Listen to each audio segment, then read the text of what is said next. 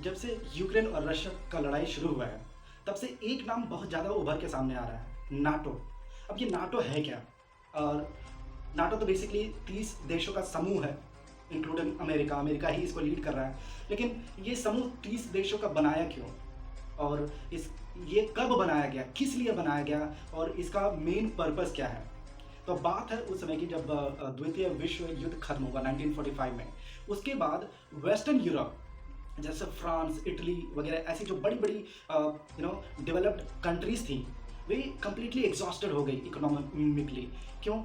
अब युद्ध में इन लोगों ने इतना गोला-बारूद, असला-बारूद, इतना इन लोगों ने बर्बाद किया एक-दूसरे को मारने में, इतना कि इनका देश का जो ट्रेज़र था, जो पैसे थे, लगभग एग्ज़ॉस्ट हो गए। ये लोग लगभग हार्डशिप में चले गए, लगभग रिसेशन में चले गए।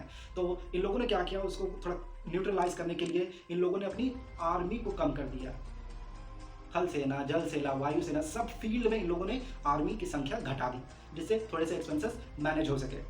और इसकी वजह से क्या हुआ कि वहाँ पर वेस्टर्न यूरोप में कम्युनिस्ट पार्टी उभर कर आई। अब ये कम्युनिस्ट पार्टी क्या होती है? ये डेमोक्रेटिक पार्टी की तरह नहीं होती है कि कोई लोग वोट डालेंगे, जिसको चुनेंगे वो देश का प्रधानमंत्री या प्रेसिडेंट बनेगा, ऐसा नहीं। कम्युनिस्ट पार्टी का बेसिकली मेन मोटो होता था रॉबिन हुड। आपने सुना होगा कहानी, जो अमीरों से छीन कर और गरीबों को दे देता, या अमीर और गरीब बराबर हो, अमीर ज़्यादा नहीं कमाएगा, गरीब कम नहीं कमाएगा। तो उस तरह की जो आइडियोलॉजी होती है, जब देश में कोई चीज़ों का निर्माण होगा तो सबको बराबर मिलेगा, ये जो आइडियोलॉजी होती है, वो होती है कम्युनिज़्म। तो कम्युनिस्ट पार्टी बहुत ज़्यादा उभर कर आई।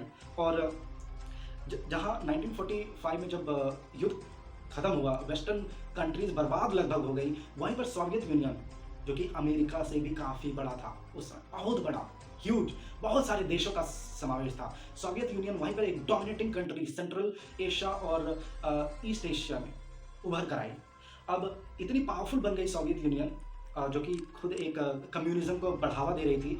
और जैसे कि फ्रांस और इटली में भी कम्युनिज़्म बहुत ज़्यादा बढ़ गया था, और उनको मॉस्को, जो कि आपका सोवियत यूनियन में, रशिया में की कैपिटल है मॉस्को, उनके स्पॉन्सरशिप में वे लोगों ने क्या करना शुरू किया, कम्युनिज़्म और फैलाने लगे। और उन देशों में जहाँ पर कम्युनिज़्म नहीं था, वहाँ की नॉन कम्युनिस्ट पार्टी, जैसे डेमोक्रेटिक पार्टियाँ, उन लोगों को दबाना शुरू कर दिया।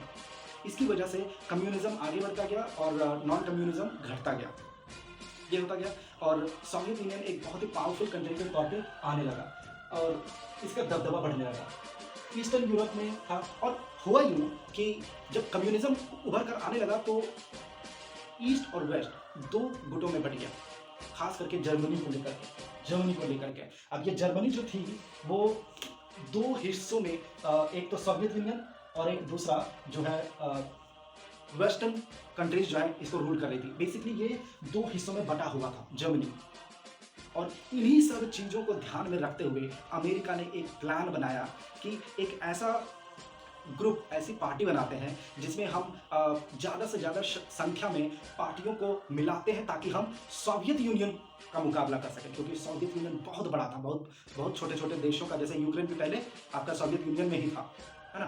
तो उन देशों का समावेश था। अमेरिका की बस की बात नहीं थी कि वो सोवियत यूनियन का उस समय मुकाबला कर सकता था। अभी खैर कर सकता है। तो इन सब चीज़ों को मद्देनज़र रखते हुए नाटो का इंसेप्शन हुआ। अब ये जब नाटो जब शुरू-शुरू में इसका इंसेप्शन हुआ, 4 अप्रैल 1949 में जब इसका इंसेप्शन हुआ, तो उस समय महज़ 12 देशों का समूह बना ये, just to counter Soviet Union, ठीक है?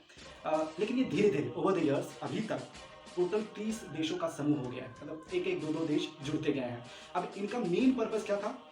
जैसे मैंने कहा कि यू नो कुछ कंट्रीज़ थी, जैसे फ्रांस, इटली में कम्युनिज़्म बढ़ रहा था, कम्युनिस्ट पार्टी गवर्नमेंट बढ़ रही थी, जो कि डेमोक्रेसी को टोटली डिनाई करती थी। तो उसको सप्रेस करने के लिए अमेरिका ने ये प्लान बनाया कि भाई, तुम्हारे पास पैसा नहीं है, मैं पैसा देता हूँ, लेकिन let's unite together and build strong community. और इस कम्युनिटी का मेन पर्पस होता to save your political view, to save your political belief, जो कि डेमोक्रेसी पे डिपेंड करती है। अब ये ओवर द इयर्स इतनी पावरफुल हो गई है। इनका मेन पर्पस क्या था? इनका मेन पर्पस है आर्टिकल 5। आर्टिकल 5 इनका क्या कहता है वाशिंगटन ट्रीटी के हिसाब से, कि इन 30 देशों में अगर आप किसी भी एक देश पे हमला कर दिए, तो ये हमला 30 के 30 देशों में माना जाएगा कि सारे 30 देशों पर हमला हुआ है। तो मतलब अगर आपने एक देश पर हमला कर दिया तो बाकी के 29 देश भी आ जाएंगे उसके पीछे आपसे लड़ने के लिए। मतलब एक देश से नहीं, आपको 300 देश से एक साथ लड़ाई करना पड़ेगा। अब इनका मेन गोल था कि भाई कोई इन 30 देशों का जो समूह है या उस समय जो 12-15 देश थे उनमें से किसी भी देश पर कोई अटैक न कर पाए, खास करके सोवियत यूनियन जैसा पावरफुल कंट्री कोई अटैक न कर पाए, अटैक न करवा पाए, न उनकी ज़मीन, जैसे पाकिस्तान हमेशा करता रहता ना, पाक ऑक्यूपाइड कश्मीर हमारा है एंड ऑल दैट। तो अगर मान लीजिए जैसे इंडिया अगर नाटो का हिस्सा होता, ओके, और अभी तक 3 बार हमला कर चुका है पाकिस्तान इंडिया पे, अगर इंडिया नाटो का हिस्सा होता तो पूरे के पूरे सारे की सारी कंट्री आकर के पाकिस्तान को पूछ देता, एक साथ बर्बाद कर देता, तहस नहस कर देता। मतलब कि ये आपकी टेरिटोरियल इंटेग्रिटी की भी रक्षा करती है, आपकी पॉलिटिकल व्यू, आपकी डेमोक्रेसी की भी रक्षा करती है। अब उसके साथ साथ ये जैसे रशिया, भले तो सोवियत यूनियन बाद में टूट गया और रशिया बन गया, लेकिन अभी भी रशिया एक तरह से खास करके अमेरिका के लिए थ्रेट है। ओके, अब जब सोवियत यूनियन टूट गया उसके बावजूद इनका जो कॉमन इंटरेस्ट होने लगा वो अगेंस्ट रशिया। उसके बाद साइबर अटैक, क्योंकि साइबर अटैक किसी एक देश में तो होता नहीं है, वो लगभग दुनिया में लगभग हर जगह होता है, तो उससे लड़ने के लिए कॉमन इंटरेस्ट बन गया। उसके बाद टेररिज्म किसी एक देश की खेती तो है नहीं, कहीं भी किसी भी जगह पर हो जाती है। पायरेसी, इन सब चीज़ों को और भी सारी मुद्दों में डिस्कशन करने के लिए, इन सब चीज़ों को टैकल करने के लिए ये नाटो जो है इस्टेब्लिश रहा, इसको तोड़ा नहीं गया। अब हुआ यूँ कि जैसे रशिया ने, जब डोनाल्ड ट्रंप प्रेसिडेंट बने थे अमेरिका के, तो उस समय बोला गया था कि रशिया ने सिस्टम हैक कर लिया गया था, वोटों की गिनती में हेराफेरी करवाई थी रशिया ने साइबर अटैक के जरिए, वगैरह वगैरह। तो ये अमेरिका की इंटेग्रिटी पे हमला था, और अगर अमेरिका पता कर पाता कि हाँ ये रशिया नहीं किया है, या प्रूव कर पाता, तो एक तरह से अमेरिका की इंटेग्रिटी पे हमला है, मतलब सारे के सारे देश एक साथ मिलकर रशिया पे हमला कर सकते थे। तो ये है ओवरऑल। अभी जैसे इन 30 देशों में कुछ देश बहुत छोटे हैं, कुछ देश बहुत बड़े हैं। तो जो देश बहुत छोटे हैं, हो सकता है उनके पास आर्मी कम हो, उनके पास मॉनेटरी फंड कम हो, लेकिन इसका मतलब ये नहीं है कि वो कमज़ोर है और आप उनकी कंट्री में चढ़ाई करके उनकी ज़मीन हथिया लें, ऐसा नहीं। क्योंकि जैसा मैंने कहा, आर्टिकल 5 उनका जो है उसके हिसाब से एक देश पे हमला सारे देशों पे हमला के बराबर है। तो आप उनकी ज़मीन 1 इंच भी नहीं ले सकते, आप उनकी देश में घुस कर आप कुछ तानाशाही भी नहीं करवा सकते हैं।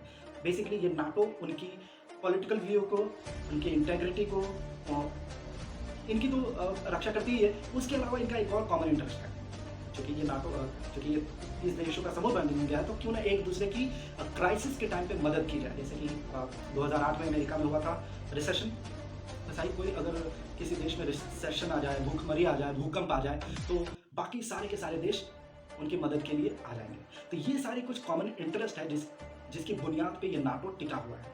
और आज भी जब यूक्रेन जो है इसी नाटो का हिस्सा बनने के लिए बेकरार है, पागल हुआ बैठा, अपने देश को बर्बाद करके बैठा है, और रशिया चाहता है कि यूक्रेन ना बने। क्यों? क्योंकि रशिया जहाँ पर है उसी से सटा हुआ आपका यूक्रेन, और अमेरिका कोसों दूर है इधर। अगर यूक्रेन नाटो का हिस्सा बन गया तो ये क्या करेगा, अमेरिका क्या करेगा, यूक्रेन से हमला करवाएगा रशिया में, और रशिया अगर काउंटर अटैक किया तो बाकी के सारे 30 देश इस पर टूट पड़ेंगे, है ना। अब इस नाटो का एक और गोल है कि अगर कोई भी इंटरनेशनल मुद्दा हो तो इसका कोई एक देश इसका डिसीजन नहीं लेता है, कि ऐसा नहीं कि अमेरिका बहुत पावरफुल है तो अकेले डिसीजन नहीं लेगा, नहीं। सारे के सारे 30 देशों का समूह, वहाँ के जो बिग लीडर्स होंगे नाटो के, वे आएंगे आपका नाटो के हेडक्वार्टर में, यहाँ पर आएंगे। उसके बाद वे डिस्कशन करेंगे, एक कलेक्टिव डिसीजन होगा, किसी एक का नहीं होगा। और इतना ही नहीं, ये एक दूसरे देशों में, तो 30 देशों का समूह है, एक दूसरे देशों में जा करके एक्सटेंसिव ट्रेनिंग एक्सरसाइजेस भी करते हैं, एक दूसरे को मोटिवेट करते हैं, प्रोमोट करते हैं, और यही ओवरऑल मोटा मोटी इनका मुद्दा है, इनका पर्पस है। So I hope you have like this video, and please do comment करके बताइए आपको कैसा लगा वीडियो, या कुछ सुधार की जरूरत है, और सब्सक्राइब तो जरूर करें, and do like the channel. Thank you so much. जय हिंद।